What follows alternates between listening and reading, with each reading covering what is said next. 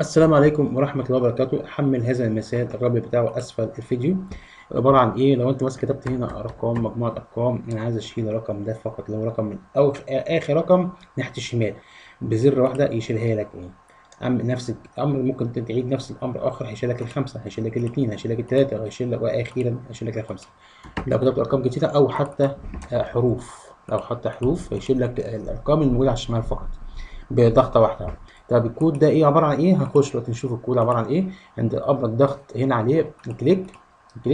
طبعا كده كده اصلا ايه الكود ده مش انا اللي عامله، بس ايه، انت هتحمل المثال واستفاد بهذا الكود. هو طبعا حجز بنطاق ديم وسترينج تكست از سترينج اللي هو نوع نصي، وقال لك ان السترينج تكست دوت بتساوي المي دوت تكست صفر. تكست صفر دي اللي هو مربع النص ده المسمى بتاعه تكست صفر. نرجع تاني ونعيد، بس دوت فاليو يعني القيمة العددية الموجودة داخل القيمة التكست. يبقى دوت فاليو ديت اللي هي القيمة العددية اللي موجودة داخل التكست. تمام.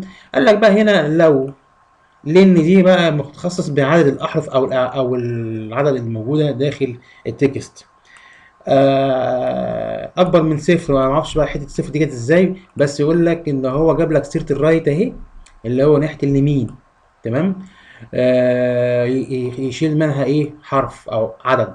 ما هو ناقص واحد دي يعني شيل منها حاجه، صرف النظر بقى ده حرف عربي حرف انجليزي، رقم عربي رقم انجليزي. تمام. بس هيشيلك من ناحيه الرايت. الرايت عندنا المفروض هنا اللي هو نسجل بس الاول.